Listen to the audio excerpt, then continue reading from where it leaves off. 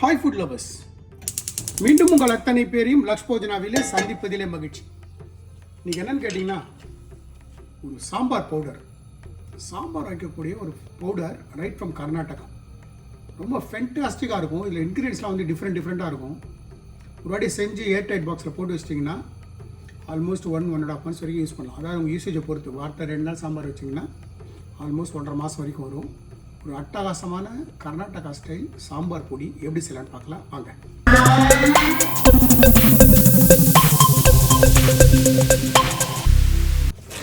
நம்ம வச்ச பேன் சுட்டுடுத்து நான் ஒரு 1.5 டீஸ்பூன் எண்ணெய் சேர்த்துக்கிறேன். இது வந்து நம்மளோட கடலை எண்ணெய். நான் ஒரு கடை வச்சு அது எண்ணெய் விட்டுருக்கேன். எண்ணெய் சுட்டுடுத்து மெஷர்மெண்ட் மட்டும் கரெக்டாக பார்த்துக்கங்க. நான் 50 கிராம் வெந்தயம், 50 கிராம் மிளகு போட்டிங்கன்னா ரொம்ப நல்லாயிருக்கும். மிளகு வேண்டாம்னு நினைக்கிறவங்க மிளகு அவாய்ட் பண்ணலாம். ஆனால் மிளகு போட்டிங்கன்னா ஒரிஜினல் ரெசிபியில் மிளகு இருக்குது, ரொம்ப நல்லாயிருக்கும்.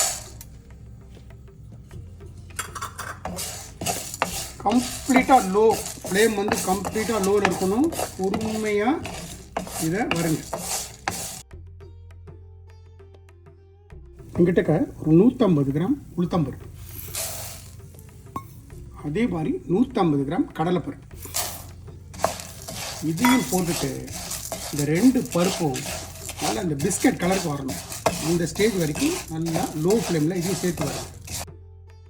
இப்போது ஃபஸ்ட்டு வெந்தயம் போட்டோம், ஜீரகம் போட்டோம். கிட்டத்தட்ட ஒரு 5 to 7 minutes நல்லா நான் வறுத்துருக்கேன்.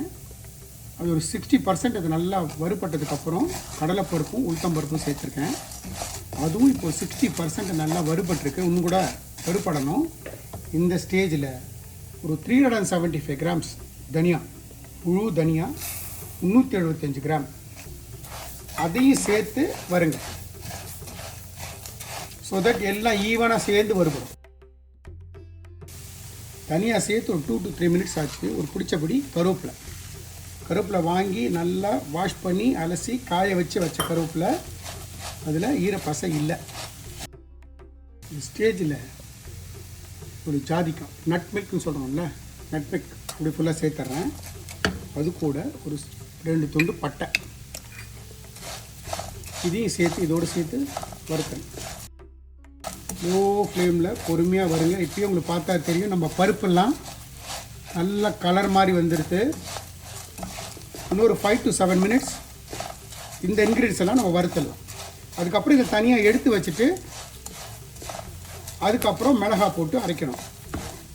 அதுக்கு இறக்கிறதுக்கு முன்னாடி இன்னும் 2 பொருள் சேர்க்கணும். அது ஸ்டவ் ஆஃப் பண்ணிவிட்டு நம்ம சேர்க்கலாம். நம்ம பட்டையும் நட் மில்க்கும் போட்டிருக்கேன். இன்னொரு பார்த்திங்கன்னா பருப்பெல்லாம் நல்லா கலர் மாதிரி வறுபட்டுருக்கு. இந்த ஸ்டேஜில் இன்னொரு 5 minutes நல்லா இதை வறுத்துருவோம். வறுத்ததுக்கப்புறம் ஸ்டவ் ஆஃப் பண்ணிவிட்டு இன்னொரு 2 இன்க்ரீடியன்ஸ் நம்ம சேர்க்கணும். அதை சேர்த்துருவோம். அதை நம்ம கடைசியாக சேர்க்க போகிற 2 இன்க்ரீடியன்ஸும் இந்த இருக்கிற கடாய் சூடு, இந்த பருப்பு இதெல்லாம் இருக்கிற சூட்லேயே அது நல்லா வறுபட்டுரும்.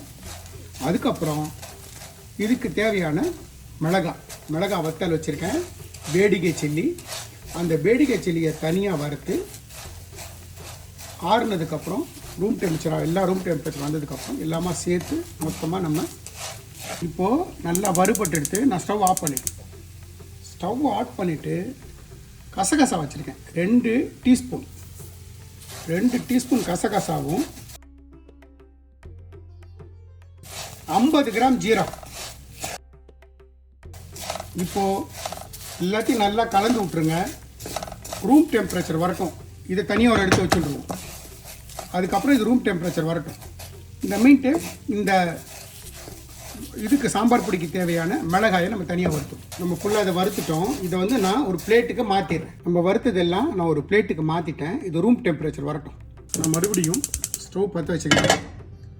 பற்ற வச்சுட்டு கொஞ்சம் எண்ணெய் விட்டுக்கிறேன். கடலை எண்ணெய் தான். எங்கிட்ட பேடிகை சில்லி, இது 200 கிராம் பேடிகை சில்லியை சேர்த்துறேன்.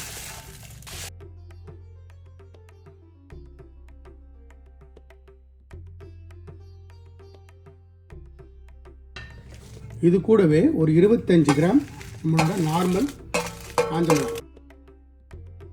கர்நாடகாவில் அவங்க வெறும்னு அந்த பேடிகை சில்லி மட்டும்தான் சேர்ப்பாங்க. நான் வந்து கொஞ்சம் காரத்துக்கு நம்மளோட மிளகா சேர்த்துருக்கேன். நீங்கள் குண்டு மிளகா கூட சேர்க்கலாம், இல்லை மொத்தமாகவே நீங்கள் நம்பூர் மிளகா கூட கிடைக்காத இடத்துல நம்பூர் மிளகா சேர்த்துக்கலாம். அதே மாதிரி வெளிநாட்டிலேருந்து பார்க்குறீங்க, கசகசா கிடைக்காதுன்னு கசகரை அவாய்ட் பண்ணிக்கலாம், கிடைக்காத ஊரில். நல்லா எல்லா பக்கமும் படுற மாதிரி ரோஸ்ட் பண்ணுங்க பொறுமையாக. நம்மளோட ஸ்டவ் ஆஃப் பண்ணிடுறேன். மிளகாயும் நல்லா நான் வறுத்துட்டேன். வறுத்த மிளகாயும் ஒரு பிளேட்டுக்கு மாற்றிடுறேன். இப்போது நம்ம வறுத்த மிளகா, இந்த பக்கம் தனியா பருப்புகள் எல்லாத்தையும் நான் தனித்தனியாக வச்சுருக்கேன். ஆல்மோஸ்ட் இந்த குவான்டிட்டி நீங்கள் பார்த்தீங்கன்னா 1 கிலோவுக்கு இருக்கும். இந்த 1 கிலோ நான் சொன்ன மாதிரி நீங்கள் வாரத்தில் 2 நாள் பண்ணிங்கன்னா 2 மாதம் வரைக்கும் யூஸ் பண்ணலாம், கெட்டு போகாது. நல்லா 8 பாக்ஸில் போட்டு யூஸ் பண்ணுங்கள். இது அரைக்கும் போது கவனிக்க வேண்டிய முக்கியமான விஷயம் என்னென்னா, ஒரே நேரத்தில் போட்டு அரைக்காதீங்க. ஒரே நேரத்தில் போட்டு அரைக்க முடியாது. கொஞ்சம் கொஞ்சம் குவான்டிட்டி, ஒரு பிடிச்சபடி மிளகா எடுத்துக்கோங்க, இது பிடிச்சபடி எடுத்துக்கோங்க. இந்த பக்கம் மிளகா இந்த பருப்பு பக்கத்துலேருந்து கொஞ்சமாக எடுத்துக்கங்க, சேர்த்து அரைங்க. அப்புறமா ஃபைனலாக எல்லாத்தையும் சேர்த்து நம்ம மிக்ஸ் பண்ணிக்கலாம்.